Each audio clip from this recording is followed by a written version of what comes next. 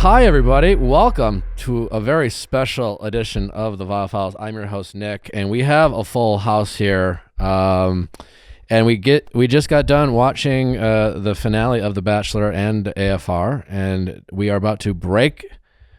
Well, we're about to talk an interview with Brie. We're not necessarily going to break it down. We'll break it down a little bit, but it's a good time to tell you that we're mixing things up because it's obviously a weird week with the finale, but we will be recapping specifically the episode A and AFR with the wonderful Zuri Hall. Usually our recaps come before interviews, but because we have this very special person, and I mean Brie, with us, who's doing her very first podcast, we feel very special to have her. And so that recap with Zuri will be out a few hours after this one. So, make sure when you get done listening to this episode with Brie, go check out me and Zuri breaking all things down from sending Michelle home to the proposal or whatever you want to call that, not proposal, AFR. And so we will talk about that. But now we have Brie in studio. And before we finally get to our conversation with Brie, be sure to subscribe, rate us 5 stars, all that fun stuff.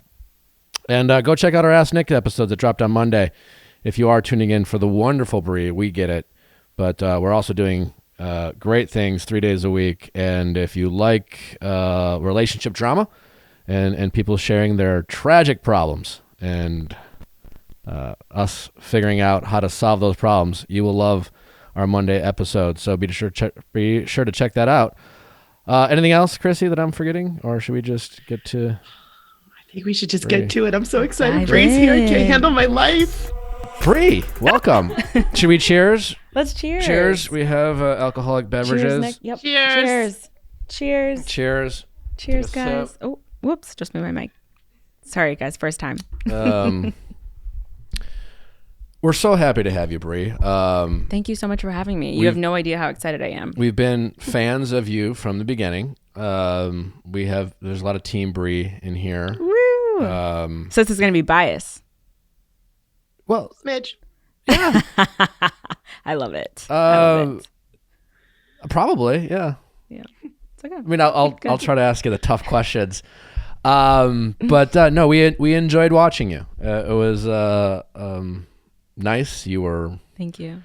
Fun to watch. You weren't that dramatic. You were Yeah. Oh no. Brie, the unproblematic queen. I hear. Yeah, which is great. Yeah. Well, we literally just got done watching the finale and AFR.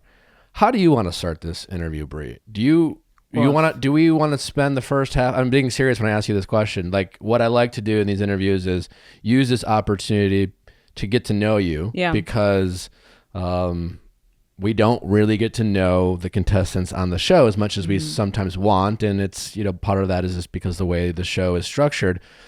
So we want to do that, but we want to discuss AFR, of which you were there, but not on the show. Right, you were edited out.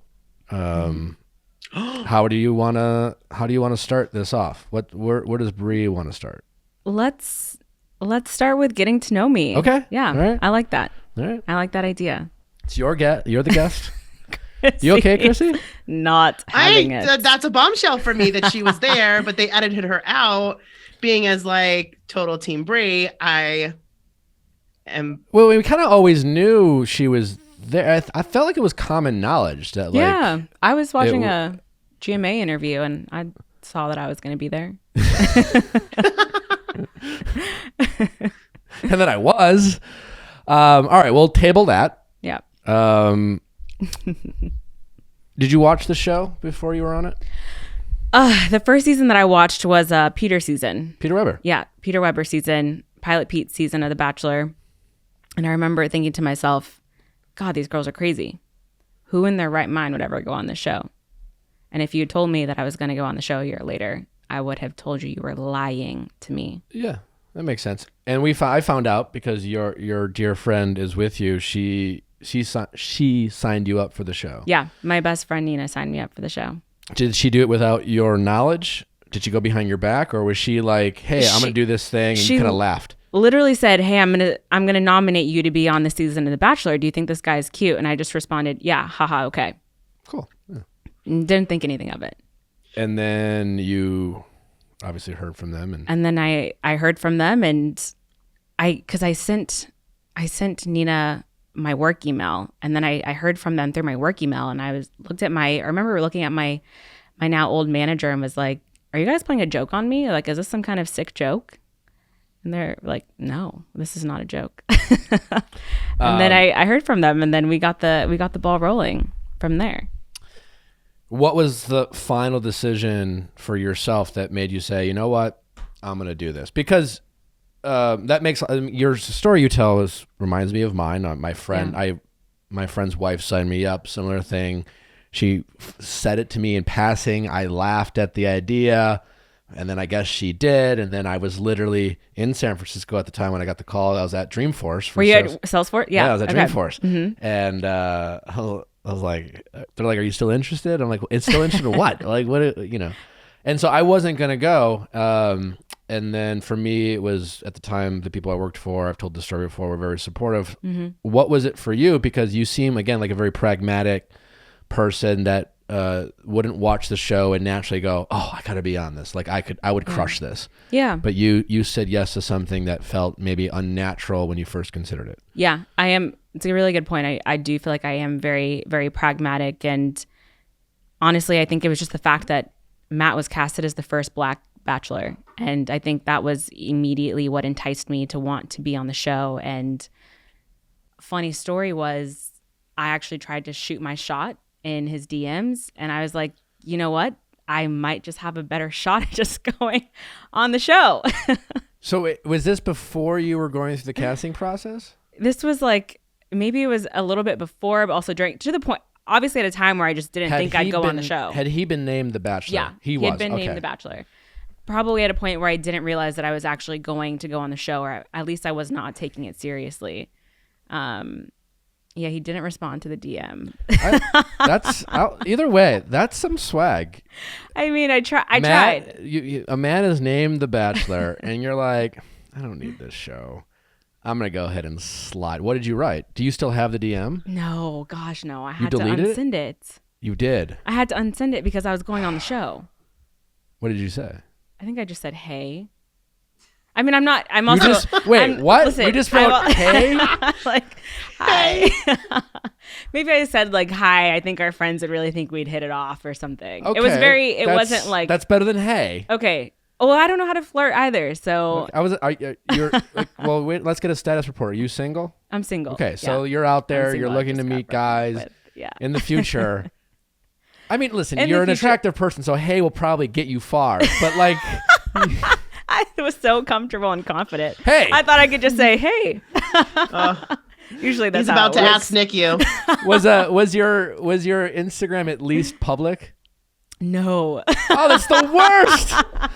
I get that all the time where I'd be like, you're like, hey. And then I'm like, well, hey, what? Hey, I can't even do anything with this. Yeah. Like, what? I mean, that's confidence. Come to learn now at this point, I've heard people say, people who slide in my DMs if they're private, like no chance, no shot.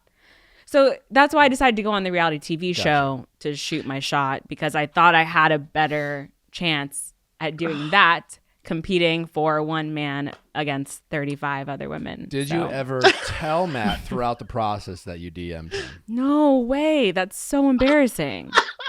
How is that embarrassing? I found that to be very... I didn't want to be... It's endearing, and also like you clearly have a confidence in you that made you go, I got a shot here. I had so much confidence as I was like, I'm not even going to tell him. I don't even need to tell him I DM'd because I'm going to win.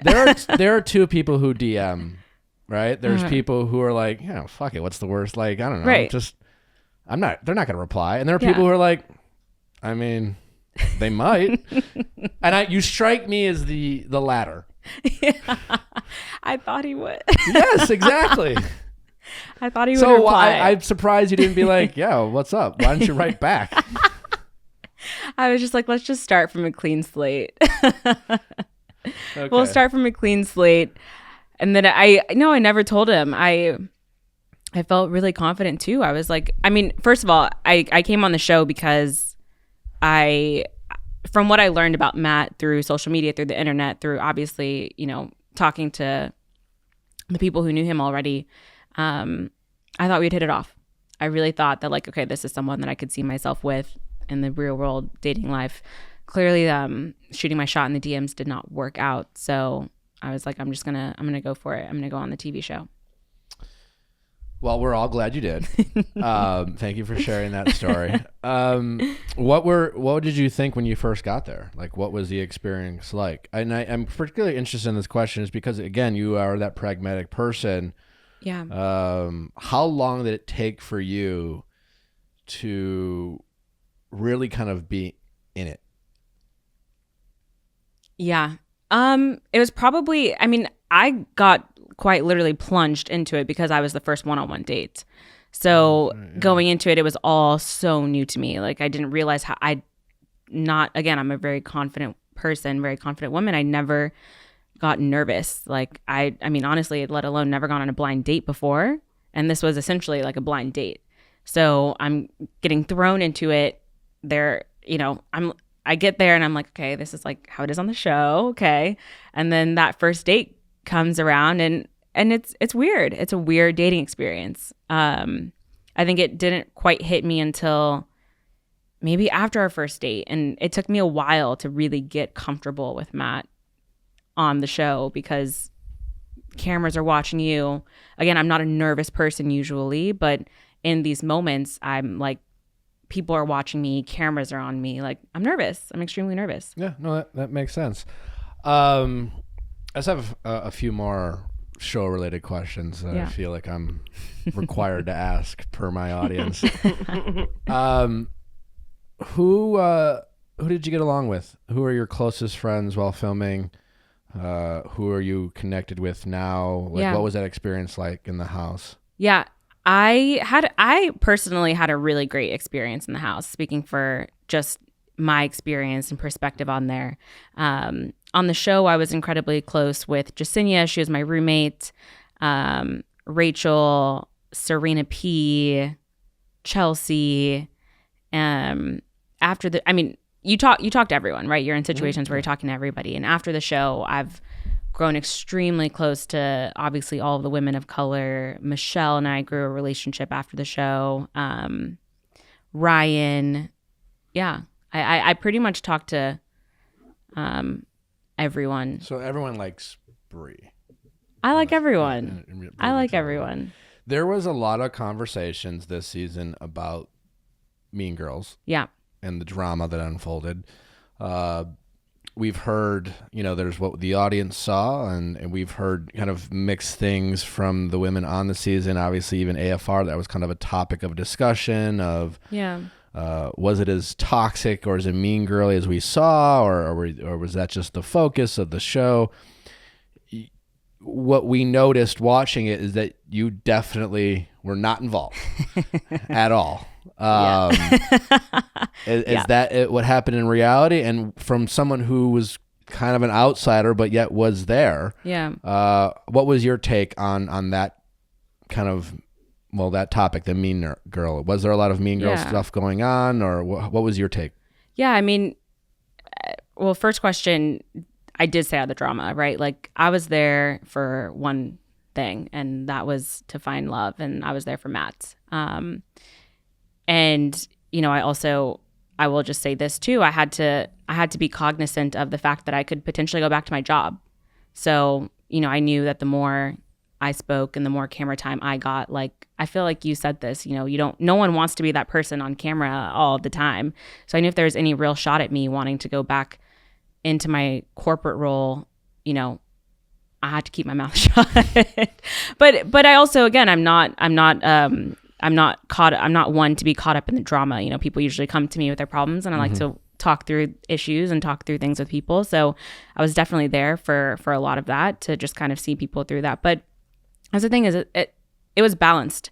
I think in a situation like that, you're only privy to your experience and your perspective. And so I stayed out of a lot of it. And so while I didn't personally in the moment think that it was that dramatic, watching it back, I was like, yeah, I mean, the house seemed toxic. The house seemed, it seemed really hard to live in. But I have to say, I think a lot of that also is up to editing. I I had a great experience. And I think as much negative things that were shown, there was so many more positive things that happened in the house. Like, I truly did have a relationship with every person, every woman there. And I mean, I wish you got to see more of that. But you know, I mean, I understand. Like, it's the drama. A TV show is entertaining. TV show. Yeah. Right. Exactly. We're in it for the entertainment. So if I'm hearing you right, is that stuff did happen. Yeah. It was real. And maybe there was some getting alongness, and they actually showed us the dates that they literally just said, hey, we're not going to show you. Yeah, that's a perfect example of like the dates were so much fun. I mean, we all had so much fun together. Why you didn't see it? Everyone's like helping each other Yeah, out. Like, everyone's- let me get that for you, mean- please. Come in front of me. You know, like who wants to watch that? It's so, who wants to watch like women getting along? I don't know, but I mean, those were the funnest moments. Like, I had some of my most fun memories in the house were on my dates with all the women. I love being a master and as many things as possible, and it's possible with Masterclass. We love Masterclass in this show because you could be a master just by taking a class. Some of the absolute best in their respective fields are a part of Masterclass. Doesn't matter if you want to be the best dog trainer possible, the best chef, the best photographer, maybe you want to make movies or short films. Masterclass has the experts for you. Maybe it's skateboarding because they have Tony Hawk. I don't know if you've heard of Tony Hawk. He's only the world's greatest skateboarder of all time. Yeah, I want to learn how to write music. Sure, Alicia Keys is on there. Maybe how to cook. Gordon Ramsay, heard of him? Yeah, well, you can literally be in a one-on-one class. I've taken Masterclass. I've been a customer of theirs long before they were a sponsor of this podcast. They're fantastic. I can't recommend it enough. I highly recommend you check it out. So get unlimited access to every masterclass, and as a Viall listener, you get 50% off an annual membership. Go to masterclass.com/VIALL. That's masterclass.com/VIALL for 15% off Masterclass. I'm always looking for ways to improve my mental health and my overall state of mind. And in 2021, meditation has been a big goal of mine, and I've been accomplishing that goal with Headspace. That's right, Headspace is your daily dose of mindfulness in the form of guided meditation in an easy-to-use app. Headspace is the only meditation app advancing the fields of mindfulness and meditation through clinically validated research. So, whatever the situation, Headspace really can help you feel better. Overwhelmed? Headspace has 3-minute SOS meditation for you. So, need some help falling asleep? Headspace has wind-down sessions their members swear by. That's right, and I'm one of those members, and I, too, swear by it. And for parents out there, Headspace has even morning meditations you can do with your kids. Get those little crazy monsters calmed down so you can enjoy your day.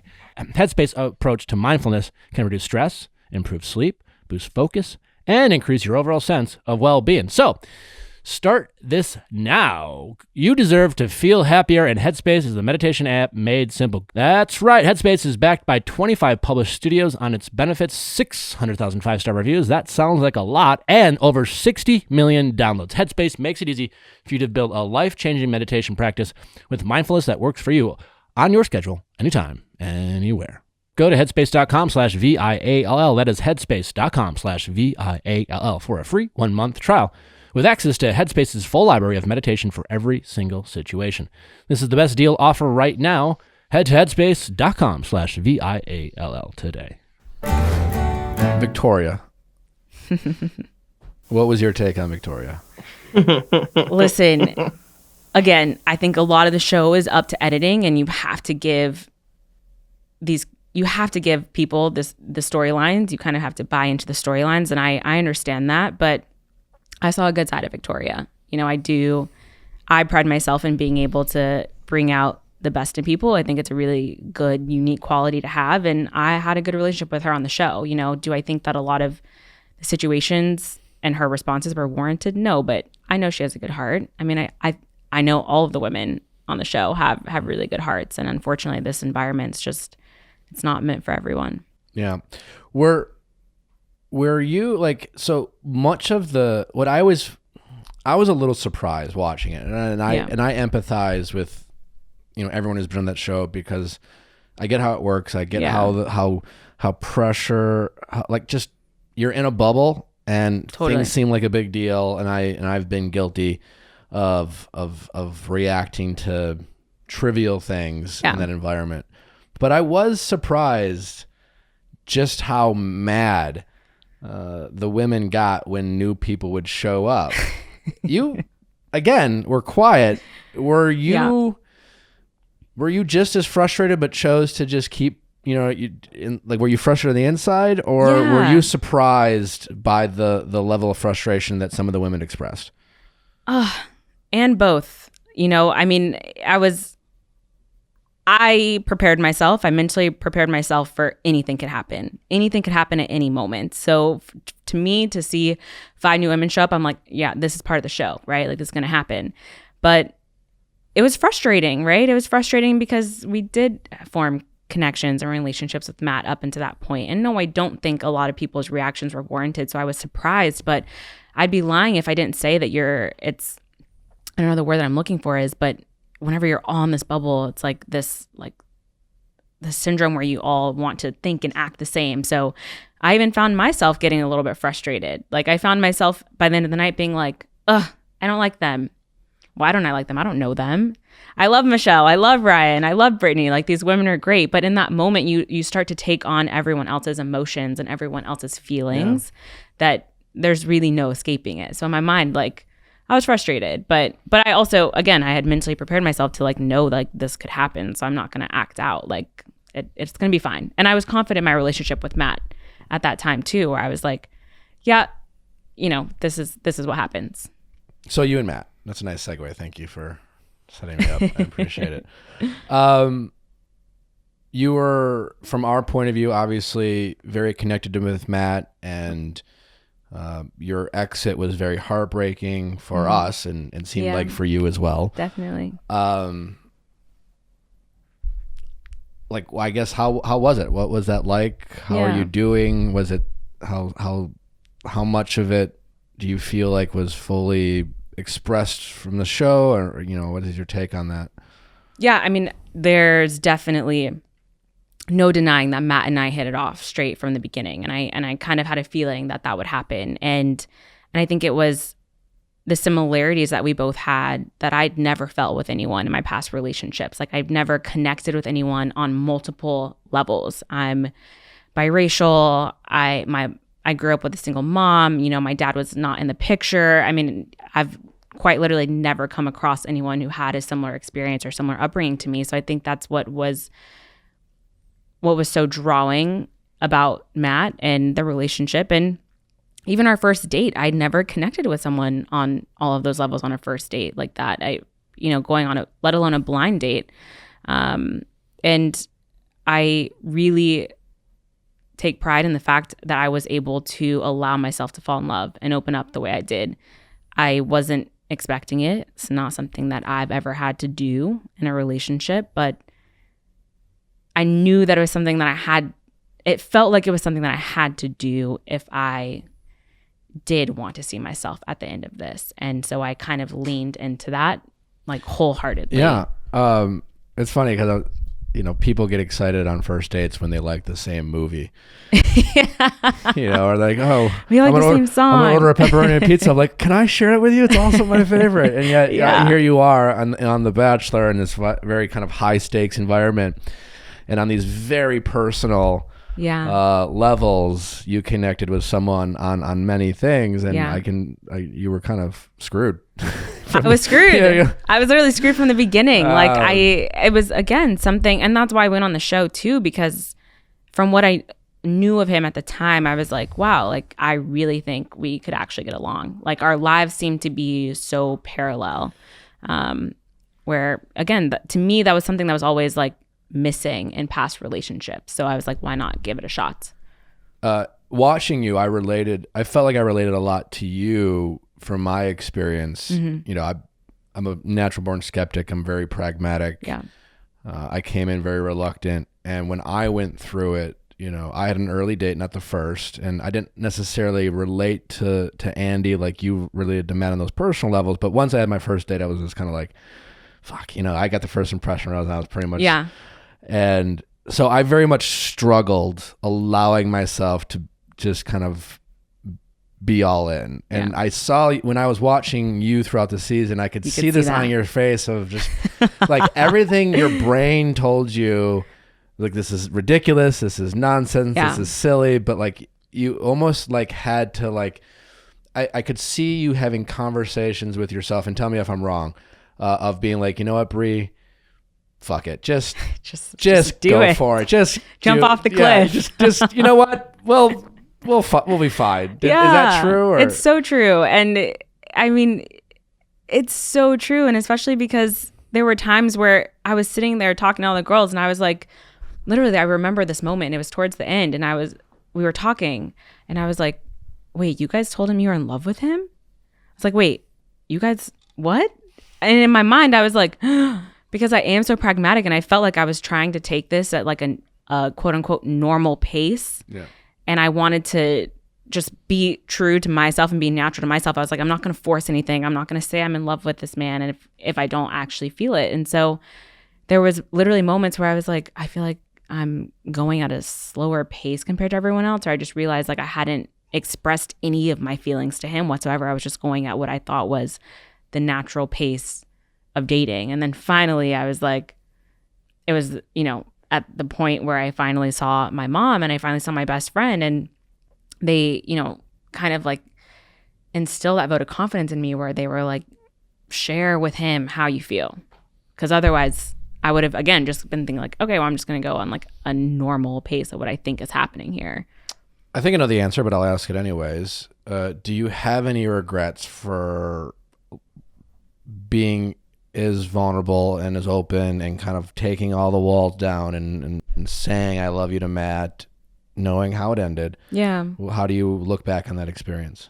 Yeah, I have no regrets. I have no regrets allowing myself to open up and to really fall for him, because I mean, I think one thing that I would love for people to know is like, I came into this experience knowing that there was a possibility that we wouldn't end up together. Mm-hmm. Like, I mean, I think it would have been really naive of me. I mean, I was very confident in thinking like, yeah, it's going to be me at the end of this. But at the same time, I was like, there is actually, 95% chance that I'm not going to be with him. And I think allowing myself to fall for him and push myself to just be honest with myself and be open, like that made me a better person, because I don't do that. I really don't usually do that. We often hear, especially on the Bachelor season, women are very, have great intuition. Mm-hmm. They kind of observe things, and the men do it too. But often you hear that people kind of always knew someone was a front runner. Mm-hmm. Did you, knowing that, like, you seem to have thought it through, did you ever feel like you were Matt's front runner, and if not, did you always think Rachael was? I always knew that I was a front runner, except I think a turning point where I started to lose confidence in that was Hometowns, where I really started to feel like doubting the relationship and the connection that we had. Like in that moment, at that rose ceremony after Hometowns, I really did feel like he could have had stronger connections with the other women. And to be honest, I didn't know that it was Rachael, and I didn't know that it was Michelle. Like, know if it was Rachael or Michelle. But I wanted to be steadfast in my decision. So I was able to kind of like easily talk myself out of the doubt that I was feeling. Gotcha. And been like, nah, you're the front runner. You got this. No, that makes, you can easily get in your head, but there's so many, you're like, oh no, but that was such a great moment. Yeah. Well, and what's funny too, is I kind of thought back, I was like, well, if all the girls had just come back and said what they had talked to Matt about, then none of us would have made it that far, because we would have known that, because watching it back, it became very increasingly clear to me where Matt's heart was the entire time. And that was with Rachael. And so I'm thinking like, oh, if like midway through the season, if we had just known what they talked about, maybe we would have like made a decision like, oh, well, maybe our connection's not that strong. But again, it's a situation where you want to keep your cards close to your chest. It's like somewhat of a competition, but not. And it's all weird. It's all kind of whack. Yeah, that makes sense.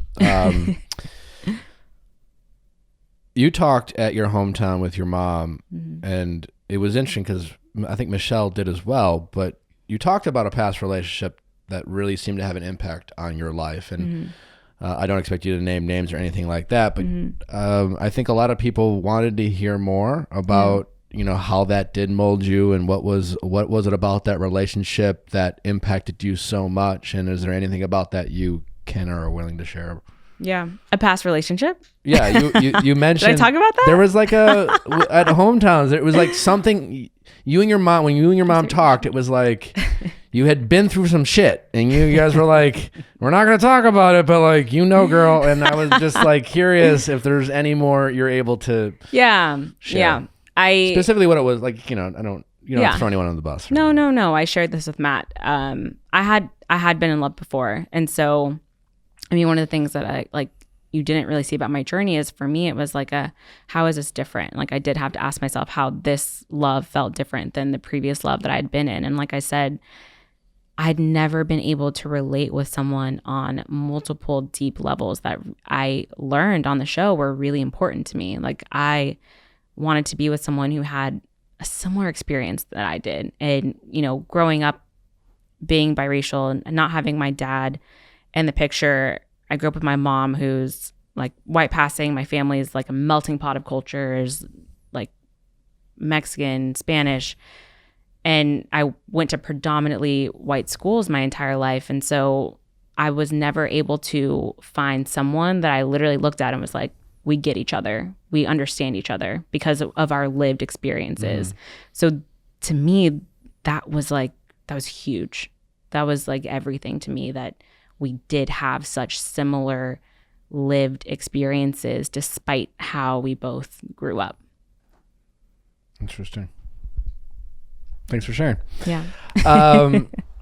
So let's, I guess, get into AFR a little bit. Woo. And then we'll finish up playing our favorite game with Brie, Do You Know Me, to have some more fun, about Brie. Oh, goodness. We get some anecdotal stories from Brie. You know what I did all weekend? I Theragunned the shit out of my shoulders, and it feels amazing. I've been playing VR, and I got to tell you, I'm crushing it. I'm getting into I play this game where you basically hunt friends from around the world, and it's like me and a bunch of 14-year-olds just fighting crime and kicking ass. Well, the only problem with that is my shoulders get really tense when I'm being a mercenary for hire. So, and Nally doesn't want to rub me, and quite honestly, I would just rather have a Theragun have its hands all over my body, and it's been saving my life. And thank God I have Theragun, because otherwise I wouldn't be able to play with my 14-year-old friends that are in London. I love that you work out so much, but it's the VR that's gotten you using the Theragun. It's the VR, and it's Theragun. The Gen 4 Theragun doesn't just feel good; it gets the source of the pain by releasing tension using Theragun's signature percussive therapy that goes 60% deeper than vibrations alone. Yeah, it certainly does go deeper. Whether you want to treat your muscle tension from working out or an injury or just everyday life, there is no substitute for the Theragun Gen 4. It's the best money I've ever spent in my life. I would pay thousands of dollars, I shit you not, for a Theragun. And thank God it's not $1,000 at all. It's not even remotely close to it. Try Theragun for only 30 days, starting at only $199. Oh my God, that's practically free. Buy it for all your friends and be the hero in their lives. Go to Theragun.com/VIALL right now and get your Gen 4 Theragun today. That's Theragun.com/VIALL. Theragun.com/VIALL. Boom. Ooh, NH Oils, baby. You see my Natural Habits Essential Oil diffuser in the background. And because we know that everyone's going to be listening to this episode of Brie and having her share her story. And we're just going to give it away the house today. 40% off at NHOils.com. 40% off. Holy crap. Code Chrissy, KRISSY, for 40% off your Natural Habits Essential Oils, NHOils.com. The best oils on the market, USDA organic certified. If you struggle from headaches, Chrissy, tell our listeners how great the center blend that helps with your headaches. I don't leave home without it. It's got one in my purse, and I've got one next to my bed. So every night before I go to sleep, I get headaches. And when I'm out and about, and if I have a headache, temples, back of the neck, life-saving. She's talking about the roll-on, people. Also, if you just want to diffuse essential oils in your home, and it's a much safer option than for Breeze or Glade air fresheners, wonderful. USD Organic, NHOils.com, Natural Habits Essential Oils, Cold Chrissy, 40% off, our biggest sale of the year. Get yours now. Well, I guess what were your thoughts overall? Or maybe before we get into that, obviously this season, it's been a mess. Yeah. I guess to put it bluntly and I guess as kindly as possible. And with Matt being the first Black Bachelor, and obviously with there was 35 women. There was probably, I mean, I don't do the most women of color on this on any season. Ever, yeah. Those are great things. Yeah. And yet so much of the season was kind of tainted with this controversy that's, with Rachael and with Chris. What was that experience like for you as that was unfolding while it was airing?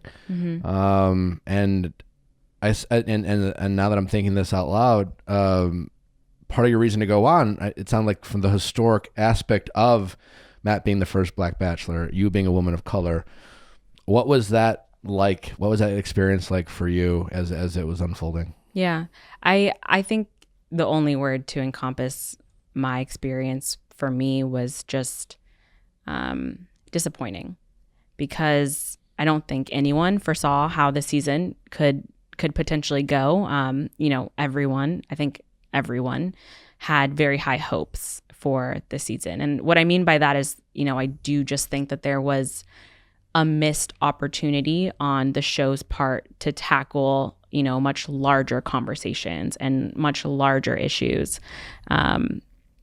I think given the show's prominence and given the reach that it has into Americans' homes, there was an opportunity to tackle these issues and tackle these conversations and really see the conversations that I feel like we all had with Matt and might have had with each other. And that felt a little bit overshadowed by somewhat over-exaggerated drama and, maybe a little bit unnecessary drama.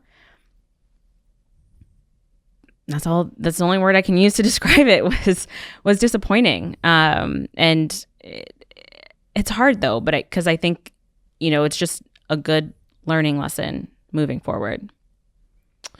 Yeah, I think that's a nice way to put it. Yeah, it's true. Yeah, it's not been easy. It definitely hasn't been easy but at the same time, it's like, what can you do? Would you have liked to see the show focus more of its airtime on some of these topics? What I will say is that I just think that it was a missed opportunity. I don't know that it's necessarily like what topics we could have shown. I'm like catching myself trying to think about this correctly, but I wish you could have gotten to see more of the women's stories rather than the drama. Because I think one of the biggest things for me coming on the show was, I told Matt this night one, I've not seen diverse love stories before. I don't know what that looks like. And I wish, I would have wished for young women to have seen some more of these stories. For example, I wish women could have seen the turmoil and the turmoil of the decision making to quit my job, for example. In my mind, being in the pandemic and, a situation that a lot of women have been facing in the pandemic, choosing between career, between family, that would have been something that I think a lot of women could have benefited from. I think it could have been an opportunity for the show to provide valuable commentary on what's been happening in our world. And I just wish people could have seen more of that. Was that recorded? That decision? Because thank you for bringing that up, because I wanted to know, are you still looking for work? I'm currently polishing up my resume. Okay. Well, for anyone out there, we have a very affluent audience, and I'm sure some very wonderful companies and hiring managers out there. I'd vouch for you. I love it. I love to hear it. But on a serious note, is that something that was documented? Your decision to, were you on camera when you quit? Or was that conversation or that whole process? Because of could we have seen more? Yes, I wish people could have seen more. That's what I will say about that. I wish people could have seen more of the decision-making process and why I got to where I did. Because I think for me, just hearing people say Brie quit her job for this man. You know, I wish people would have gotten to see the decision-making process behind that and why I did that, because it wasn't as clear. Yeah. You know, I think people were like, well, how did she get there? We didn't see that relationship, or we didn't see that connection. Yeah. Like we didn't. So it's just, I wish people could have seen more of that. I would have loved to have seen more of that, because that's a real high stakes thing. It was a hard, it's also it was a hard decision to make, and very relatable. To your point, and you know, people who listen to this podcast, we get a lot of questions around, you know, work versus love, long distance, careers, and things like that. And I think that would have been nice to see. And I've said it before on this season, like the show's decision to have 35 women, I hope we never see that again. It's for someone, it is. It's, you're going to get drama, and I love drama. So I will defend the show in the sense that, like, sometimes we love to complain about the show, but I get there's a reason why people watch that. Right. At the same time, once you get to the end, you can't be asking the questions that seem to be so prevalent this season, as like, why is anyone here? I don't know any of these relationships. I mean, Michelle, Brie. Like, why did Brie quit her freaking job? They seem great. I mean, I guess like I guess I would have picked Brie too, but like, why? You know, like I get that, and you know, like I said, it was like was it ridiculous that Heather showed up 5 days before hometowns? It's fucking insane. It was stupid. I hope they never do that again, because it certainly got drama. Mm-hmm. I look at it from Matt's standpoint, as someone who's been in Matt's shoes. It's just like, he spent way too much time meeting people. Yeah. Right? Yeah. And every time he had to meet someone was a conversation he wasn't having with someone like you or Michelle or Rachael, or, you know, someone that he's like, I see something here, but I still don't know who the hell you are. Yeah. You know, and I really hope they never do that again. Because they have to choose every season to figure out what they want to put out there and what they don't. And here we had, you know, again, this is the show admitting to us that I also understand it too, because I'm like, I mean, what I've realized is, oh, well, there's no travel, you know, because I guess, again, I wasn't a big fan of the show. Not that I wasn't a fan, I just never watched it, but apparently the draw was the travel. And so the fact that you can't travel, it's like, okay, well, what am I watching? Just a bunch of girls sitting here in a hotel room? Like, there was a travel show element to that people like to, like, that where are they going next? Yeah, for sure. And it created these like beautiful, like exaggerated dates, like first romantic dates, like you're in Paris, Eiffel Tower, like totally. Yeah, people love to see. You love to see it. I do empathize with them on that side. I still don't think they should do that again. I mean, it's well, for the girls' sake, I hope not. Anyone's sake, next time, I hope not. Yeah, it's just, fine, they did it. They got drama. Yeah. They didn't do anything. I hope they don't do it again. Did you talk to Rachael? I mean, you mentioned that Rachael was someone that you were friendly with and friends with, pretty close with while filming. Did you talk with Rachael at all as this controversy was unfolding during the airing of the season? Yeah. Listen, I mean, I reached out to Rachael kind of whenever these videos and photos first surfaced to extend my support, you know, offer it where I could, check in on her. And I hadn't heard from her, and we hadn't connected on it in person actually until very recently. So, but again, being in her shoes, like I can somewhat sympathize with. I mean, I've even just had trouble responding to my closest friends and my closest family members. Mm-hmm. So I get that. So I've heard from her, and I can tell you that we support each other, and I'm there for all the women. Okay. Very nice answer. It's true. No, I know. It's so true. I mean, ask everyone. Yeah. Listen, one of the biggest things was, while it is a competition, and this is, again, what I wish people could have seen, is like the women were such a source. We were such a source of support for each other and a source of strength for each other throughout this, because it was hard. I don't know if maybe the other women from past seasons can relate to this, but I don't think it was how any one of us expected our journeys to go. I mean, if you asked any of us where we would be at the end of this or how the season would end, no one would have predicted how it would have ended. Totally. There's a bonding experience Totally. for everyone who goes on. And, Yeah. and yes, the drama is always not exaggerated, it's heightened, but there is even like when you're filming it, especially as from the guy's standpoint. Yeah. Forget about what they air. I mean, you're just like, what? Why are you guys yelling at me? You know, like she gave me a rose. What the fuck did I do? I don't understand. Yeah. I mean, it was entertainment for me too while I was on the show. Yeah. Like I was just sitting there with my every time you guys fight, I'm looking great. I was just like, well, I'm so bored, so okay. So AFR, we just got done watching that, and we watched it together. Yeah. It was a tough watch, I think. Yeah. I think we kind of knew it would be a tough watch. Mm-hmm. I guess.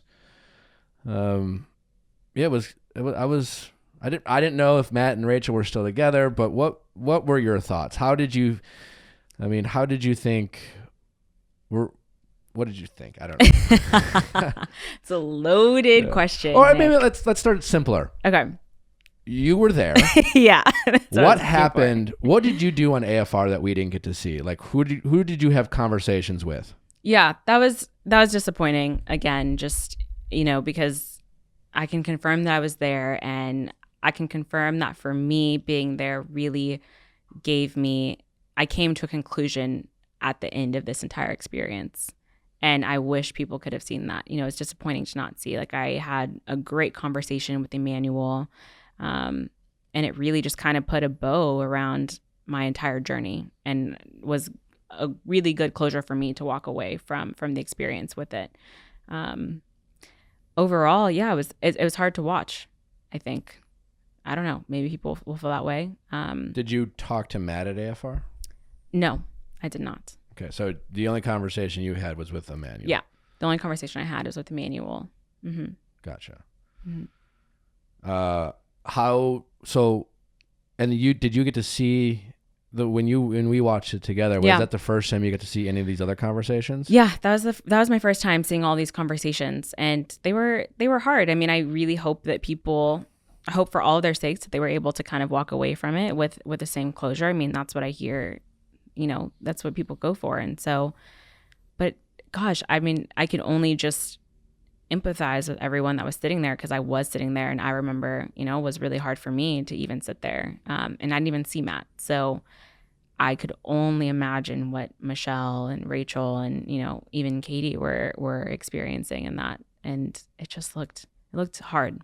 We noticed, obviously, Michelle. Let's start with Michelle. Michelle seemed to be still affected by the relationship, and she seemed not necessarily still angry, but she was willing to bring us back to that moment of when Matt broke up with her, and she shared with us about that Matt refused to talk to her. You have talked with Michelle. Did you know that before?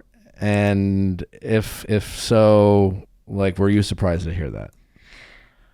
Yeah, I mean, I think whenever you leave that situation, you're kind of left to put all of the pieces of the puzzle back together. I mean, again, I'm only privy to my experience and my perspective on the show. And so after the fact, you want to figure out what happened. You want to figure out how we ended up where we ended up.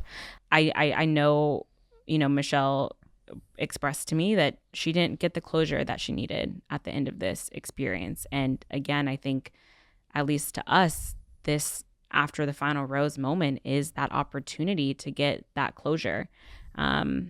Like watching my breakup back, that was the closure that I needed from my journey and my experience. It was very, again, watching it back, clear to me where Matt's heart was. And I was okay to walk away from it after that, seeing how it all ended.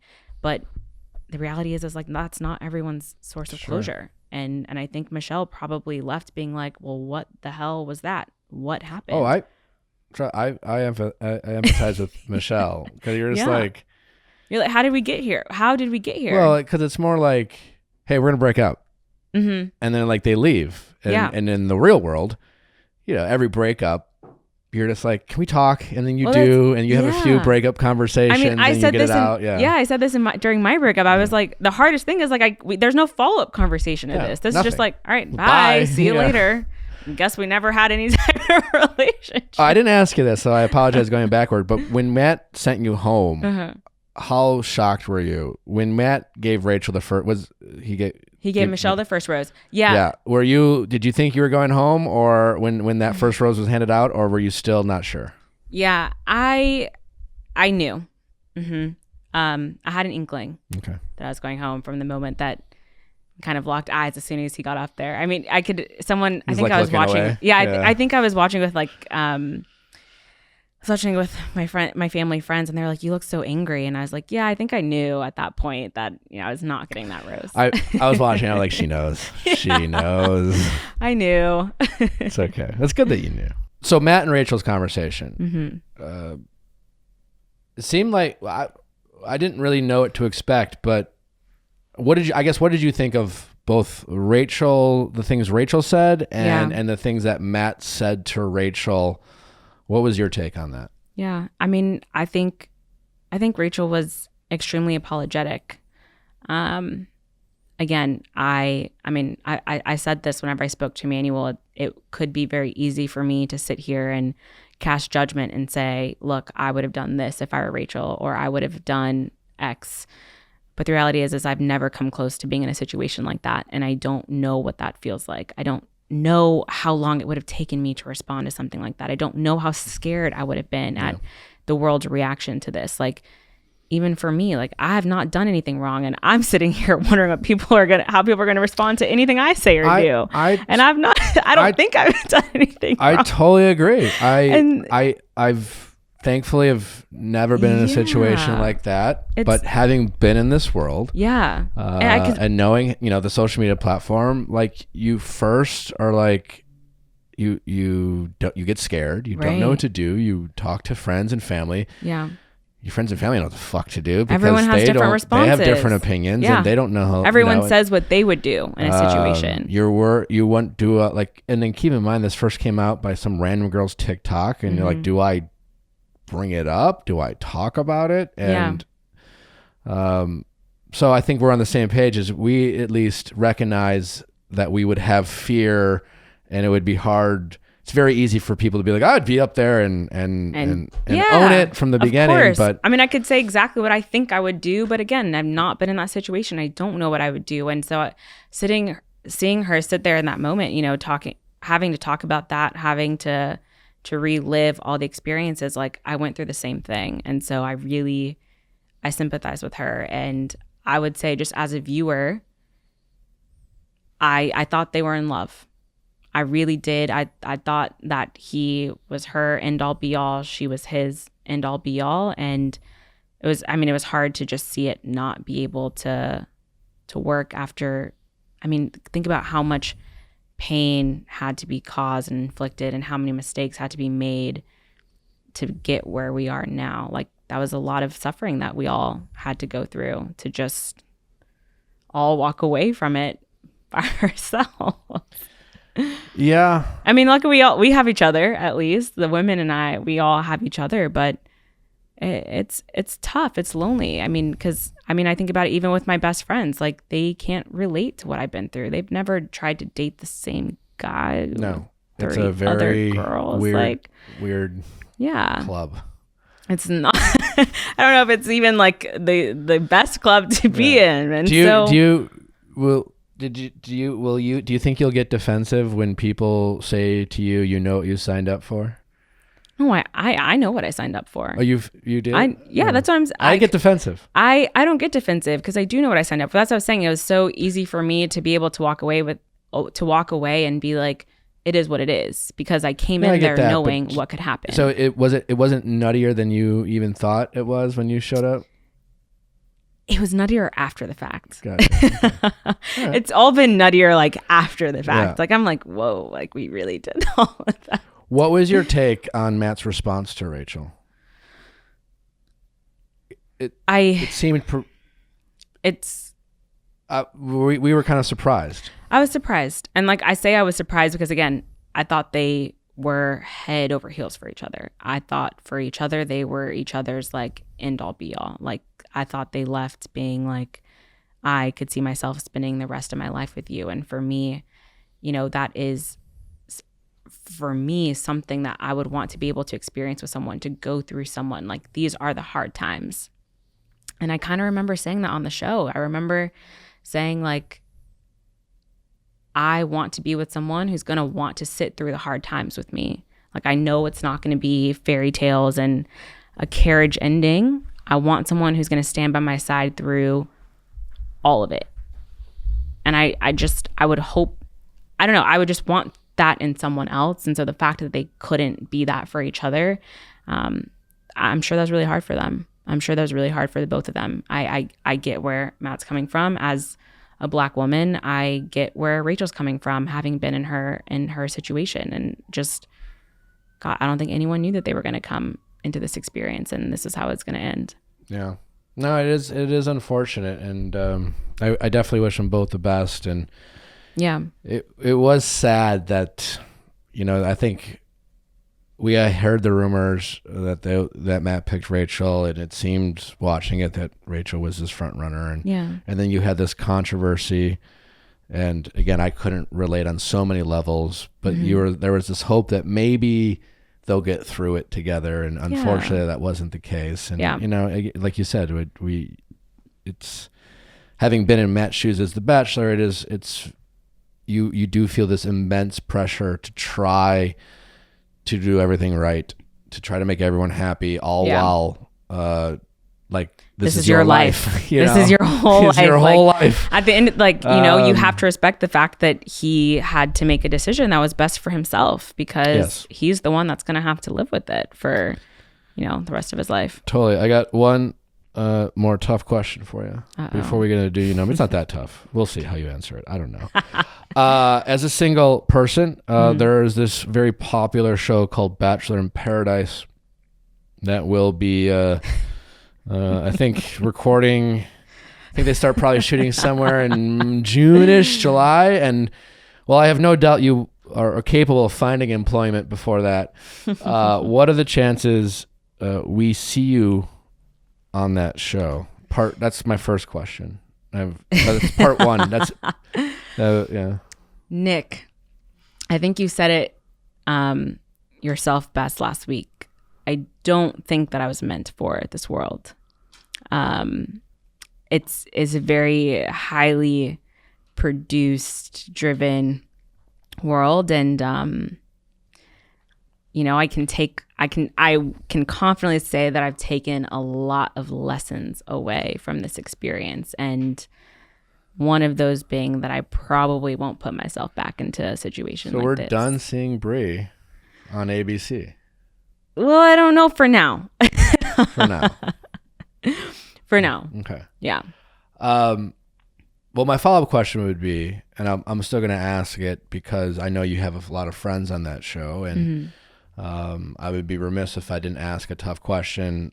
A lot of the women, all the women of color made a statement, and there have been a lot of people of color, the men even from past seasons, who have spoken up about what's been going on with Chris Harrison, the host of the show, and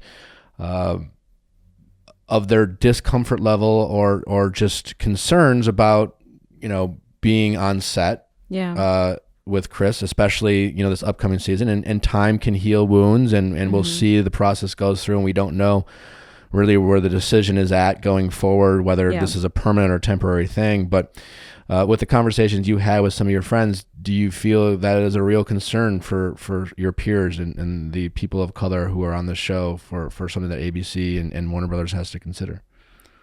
Yeah, I mean, I think that Chris, given his large prominence on the show, really has an opportunity to be a good catalyst for change, in my opinion.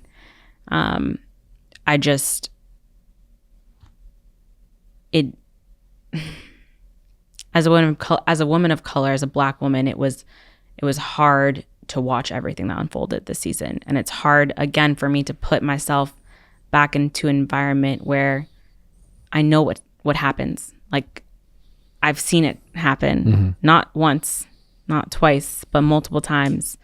So I can't say for me that it'd be beneficial for me to put myself back into that situation. And maybe that's how a lot of other people feel. But I do think that the show does still have an opportunity to make change. And I do think they are taking some of the steps in the right direction. I think it's just they're going to have to put their words into actions, and we'll see.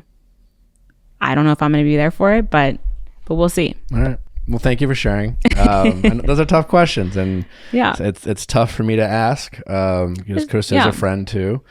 But they need to be asking. You're someone who lived through this experience and had to deal with this fallout. I mean, that's the thing. It's just I know it was stressful for a lot of people involved in this community, but I can only imagine what it was like for you and all of your peers on that show to have to deal with it firsthand. Yeah. And I liked Chris, and I think it goes to speak for everyone. You know, I think there are a lot of lessons that every single person, all of us can take away from this to do better, because if there's a world in which the show can tackle these larger issues and can tackle these conversations, like, I'd rather see that than see people be inflicted with pain or lose their jobs or have to experience this again, because at the end of the day, it's like all of our lives were affected in different ways. So if we can do better, I want to see us do better as opposed to just not try. For sure. Well, thank you for sharing. Yeah, of course. Let's lighten it up before we end this show. It's a fun little game called Do You Know Me? It's real simple. I'll ask these very random questions. Okay. Does Brie this? Has Brie ever that? Okay.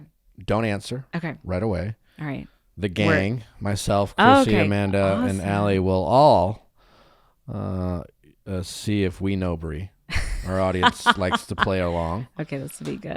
If you have an anecdotal story that goes with your yes or no answer, feel free to share. Awesome. You don't have to. No pressure. We always love a good anecdotal story.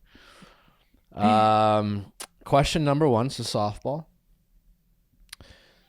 Does Brie consider herself to be an introvert? Does Brie consider herself to be an introvert?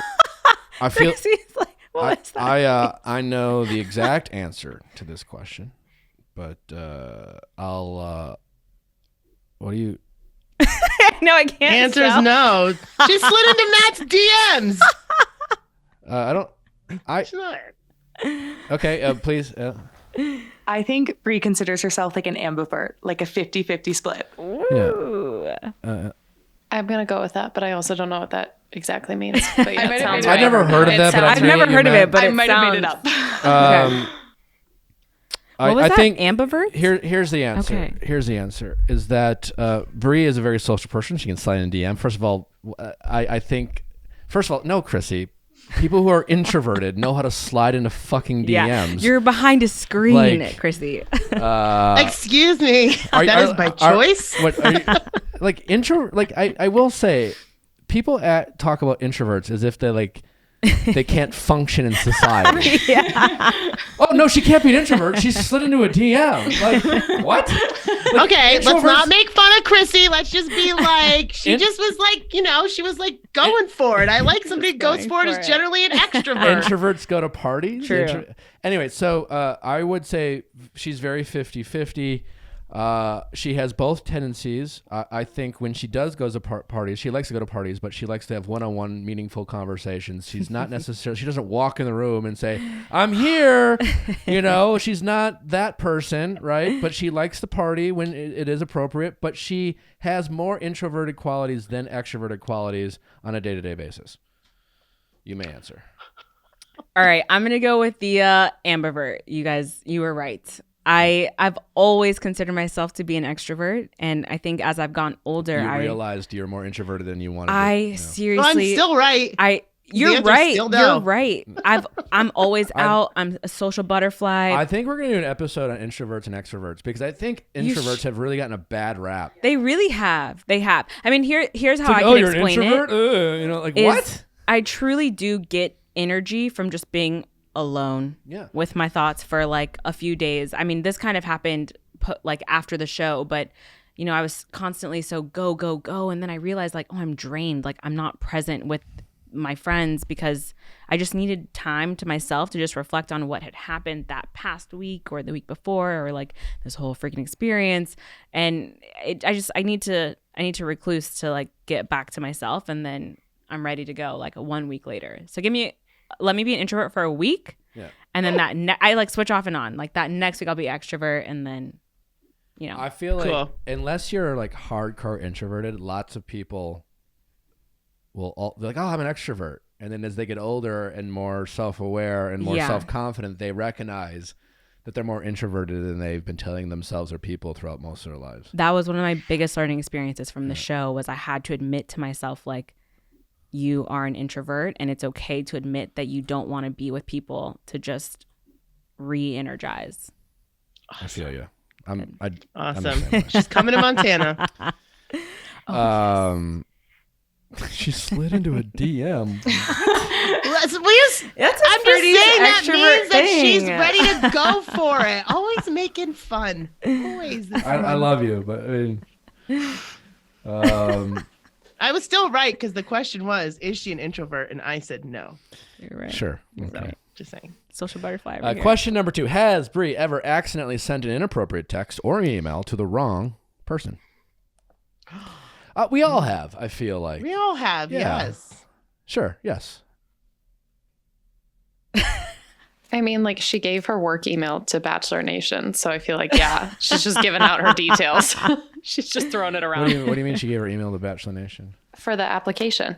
Like, she gave her work like email address. Yeah. Yeah, but that doesn't count. But like you know, like you've sent it, you're like, oh shit, and you. Let me tell you, I'm notorious for always sending things to the wrong person. Oh, you're notorious. Yeah. Like I'm the type of person who I'm might be just mentioning someone and accidentally might send a voice memo to them, and I was probably talking about them and did not mean to send that voice memo to them. It's happened to me like at least once a year. It should be so much harder to record voice memos because it's too easy, and it's too easy to do it by accident, in my opinion. Yeah. No, there should be voice memos. It's like I'm talking about. You should have to put in your passcode to send a voice memo. Whenever it's like, if I want to talk about how my night went with Nick. Before you post anything on social, you should have to put in a passcode. That's true. Yeah. Yeah. Pocket tweets. Anything. Because sometimes you realize your phone is open and you just start doing stuff on accident. It's like, it's not fair. Has Brie ever walked out on a movie? Yeah. I don't think Brie puts up with things that she doesn't have patience for. I don't think she has. Have I ever walked out of a movie? Yeah, like in a movie theater. No. I'm like, fuck it. Never. No. Okay. But there was one movie on Netflix that I got all the way up until there was 15 minutes left, and I turned it off. Was it Prom? No, but it was it was like some wedding movie that took place in Europe. Do you guys remember that? There was a lot of hype around it. It was a British comedy movie. Was it The Wedding Date? Yes. I love that movie, Brie. Oh wait, the one with Deborah Messing with the red hair? Yes. Brie and I were bonding until this moment. Like, she and I really bonded over after the final rose. We did make eye contact at that moment. Had to let that one go. Has Brie ever broken something at a friend's or acquaintance's house and not told them? No. I think she would have had a good laugh about it. Honesty is the best policy. Yeah. No. If I break something, I'm like, I broke it. It was me. I'm so sorry. Whatever I need to do, tell me to do it. I'm so clumsy. Yeah. This is our only borderline inappropriate question, but it's fine. Did Brie have music on the last time she had sex? Oh. Was there a lovemaking playlist? There was not. Man. Okay. I mean, I would we'll go. Do for you the have a music. lovemaking playlist? Do you have a go-to lovemaking song? I don't have a go-to lovemaking playlist or song, but I will say that I would probably prefer a playlist or a song. It's not happened. Oh, I apologize. There's one more in here. Uh-oh. Amanda picked these out, by the way. Amanda. Has Brie ever role played with their partner? Sure. Ever? Why not? It's fun. Ever? How old are you?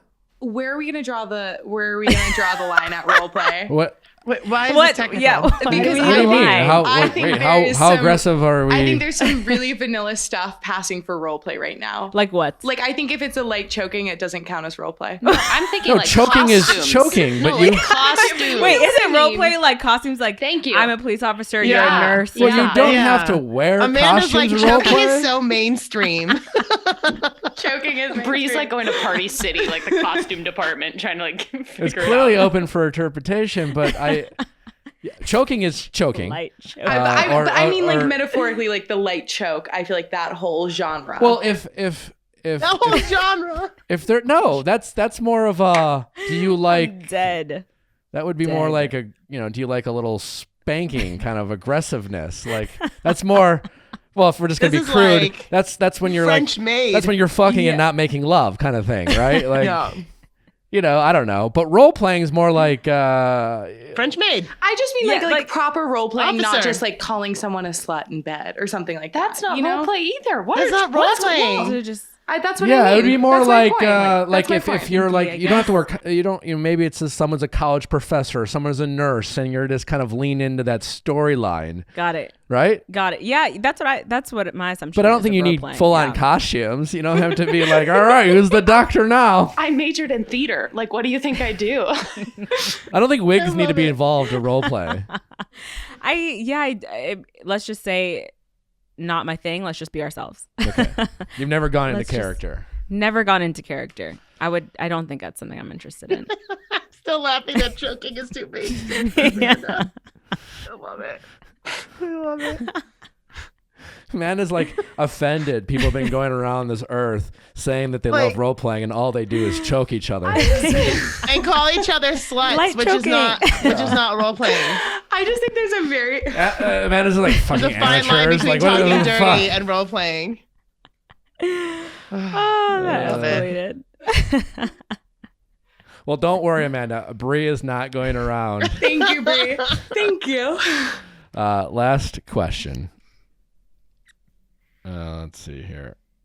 Has Brie ever been wasted on an airplane? On an On airplane. an airplane? Hmm. No. I want to say I don't think Brie's ever blacked out. Yeah. Apparently I'm wrong. Apparently I'm wrong. Say about that? Her Her friend. friend in the background was howling. Nina wants to come in here and share all right. her two thoughts. Well, have you ever blacked out on a plane? Actually, what was funny is the first plane that I probably blacked out on was on my plane with Nina. We were flying back. First plane. I know. Well, not my first plane, but on my plane with Nina, we were flying back from Spain. So I met my friend whenever we were studying abroad in Spain together, and it was just like this really emotional time because we had spent a whole year there, and we were all flying back together on the plane as a huge class together, and we just we needed to just embrace each other, and I would probably say that was the first time that I got wasted on a plane. How much was that bill? Those little bottles are expensive. Oh, I think we might have snuck some stuff. That from makes more customs sense. into Okay, the bag. great. Yeah, we're supposed to do that. Yeah. So what's next for you as we let you go and end this conversation? Well, thank you for having me. It's been a pleasure, yeah. It's been great. I'm so excited. This is a great first podcast. What's next is I am currently polishing up my resume. I have sent my resume out to ABC's PR team in case they're interested. Flex, yeah. But What's up, no. ABC? What were you doing before? I'm in comms. I'm in PR. Mm-hmm. Oh, you're in PR? Mm-hmm. Girl. I'm in PR for a PR professional. So I'm open to opportunities after this. I'm exploring different opportunities. I feel like we can get your resume out to the appropriate people. I mean, I'll pass nobody it here has around. connections. Nobody here. No, we'll pass it around. I have enjoyed my time after the show, like not having had a job. This is the first time I've not had a job since I was 16 years old. Summer of Brie coming up, maybe. Yeah. Are we? Yeah. So maybe just enjoy it and get a job in September. That's what I'm enjoying life, and I'm ready to see where it takes me. So, what's your dream job? I'm thinking about it, but it's probably hosting my own podcast. So watch out, because you've got some competition. I don't doubt Well, it. in that case, we have no resources available for you. I'm just kidding. Well, that was real quick. I like Gone. healthy job off the table. I'm totally kidding. I like health competition. Brie, you are welcome back anytime for our Thank Ask Nick you. episodes. Do you think you're good at giving relationship advice? Oh my God, people come to me for the relationship advice. I mean, I don't Again- extend this offer very often to Bachelor Nation peers. Some. okay. Rachel's been on. A few. My friend Charlene. Who else in Bachelor Nation has been a part of the Ask Nick? Not that many at all. Not that many. Bachelor So- Nation's not good at I mean, giving this is like a relationship Justin advice. Long Makes sense. invite. Yeah. Big deal. But you are welcome back anytime. Thank you. I might take you up on it. We really appreciate you taking the time. Thank you for being so honest and vulnerable. I know this season, well, I'm sure will be a lifelong experience. Wasn't always easy. Yeah. And thank you for sharing that experience with us. Please let the people know where they can find you, where they can follow you, where they could tell their PR boss to be like, oh my God, we have to hire Brie. Let them know. All right. So, yeah, I mean, it's been very overwhelming after the show. Again, a lot of wonderful surprises. You can find me at Bri Springs on Instagram, and, maybe I'll be on the TikToks and the Twitters of the world. But for now, just reach me on Instagram at Bri Springs or springsbrie@gmail.com. You never know. Maybe she'll slide in your DM next. We'll see. Say hey. Hey. Hey. I mean, if you got any relationship advice for me, like... Don't do that. Okay. Well, what should I do? Because I'm bad at it. What, sliding in the DMs? I mean, just how would you slide into the DMs? It's real simple. Okay. We're listening. Everyone, it doesn't matter if you're a guy or a girl. And I've said this before. You just make a random observation. You find your favorite pic Okay. of theirs. Is this like some like Hinge type? I don't know. Okay. I don't Okay. know. Okay. I'm listening. Or maybe it's on Hinge, and you don't pick a thirst trap. Okay. You pick A like wholesome, a wholesome photo, guy with like baby nephew. sure, Personality Okay. pick. personality pick or whatever. You send it to him, and then you write like you make an observation about like the quilt in the background. You just start a conversation. So not me. You could just, because here's the thing. We all know why you're sliding. You think the person's cute. Yes. You think they're attractive. So you don't need to say that to them. Okay. You just need to start a conversation. So you ask a question. You're like, where'd you get that quilt? Dying to know.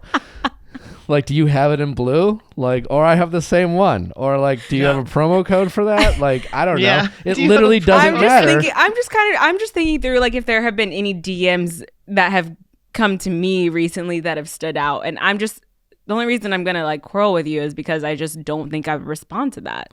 You would if you liked his. If Matt at the time you sent that message said that, you would have been like, "Oh my God, it's like I don't know. Do you want to go to Target and pick one out together?" You would like yes. You're not gonna. It's not the message that makes you go, "Oh my God, this is the funniest person in the world." Yeah. You're just like, "Oh, this person's handsome." Yeah. And sure, I'm just like, and so if you slide into a guy's DM and he thinks you're attractive and wants to know more, he will respond. And now you are talking about something. okay. Because otherwise you say, hey, it's just like, hey back. Hey, Okay. do you think choking is too mainstream? That's it, Christine. That's a question. It's a strong opener. Anyway, that strong will open. be my next DM. You can't go wrong. You can't go wrong.